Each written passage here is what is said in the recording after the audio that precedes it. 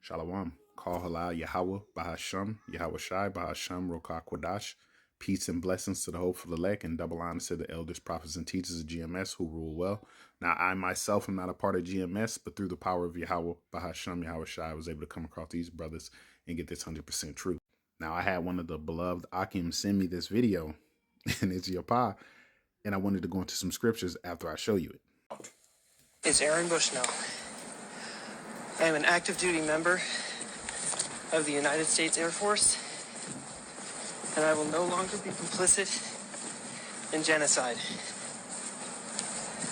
I'm about to engage in an extreme act of protest, but compared to what people have been experiencing in Palestine at the hands of their colonizers, it's not extreme at all. This is what our ruling class has decided will be normal.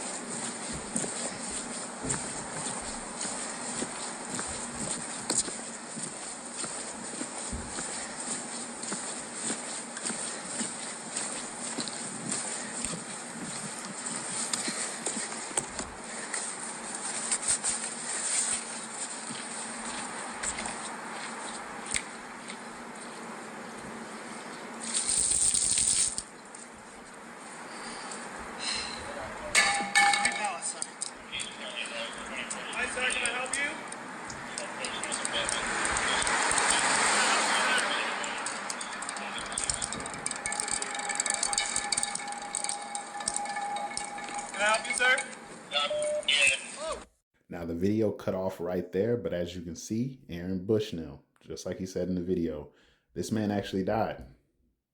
But watch this, man. Let's get scripture. This is the book of Psalms, chapter 9, verse 16. Yahweh is known by the judgment which he executeth.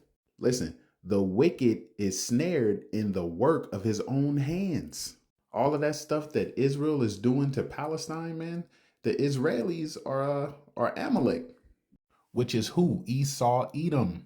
So this man just set himself on fire because of something that his people is doing. And in that, scripture is fulfilled, man. The wicked is snared in the work of his own hands. You get injustice for what your people do by setting yourself on fire. It's crazy.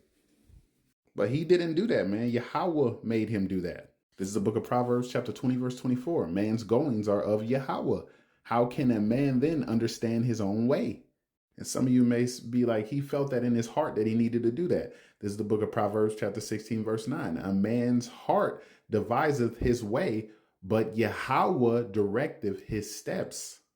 That man chose to do that because Yahweh put that thought in his head. Want to know a perfect example of this happening in the scriptures? It happened to Pharaoh, man. Yahweh sent Moses to say, let my people go. Pharaoh refused, and he was punished multiple times, man, him and his people. And he ended up letting Israel go. But let's read what did Yahweh do to Pharaoh after he did that. This is the book of Exodus, chapter 14, verse 4. And I will harden Pharaoh's heart, that he shall follow after them.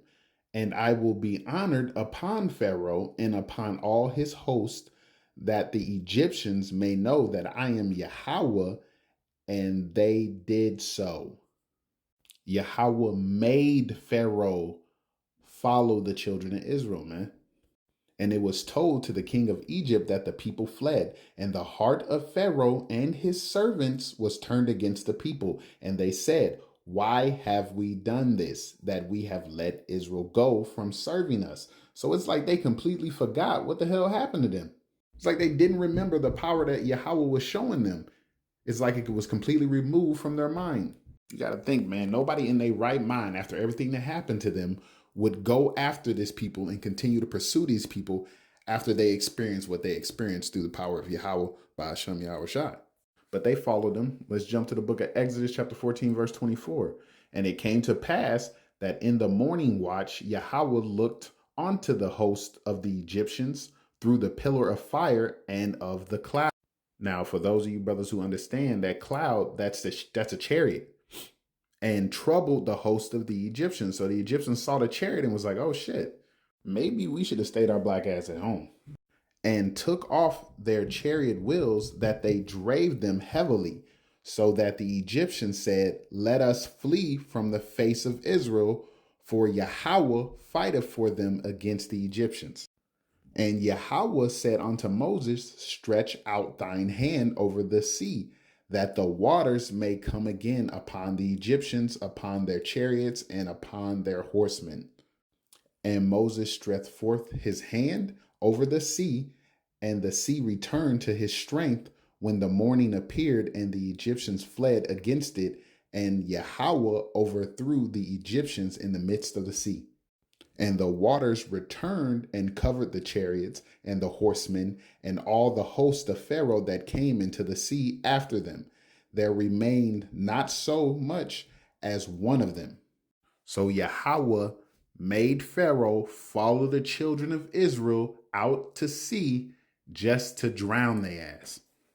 Just like he made that Edomite go out there in public and set itself ablaze. This is the book of Hebrews, chapter 10, verse 31. It is a fearful thing to fall into the hands of the living power. I pray that this was edifying. And with that, shalom.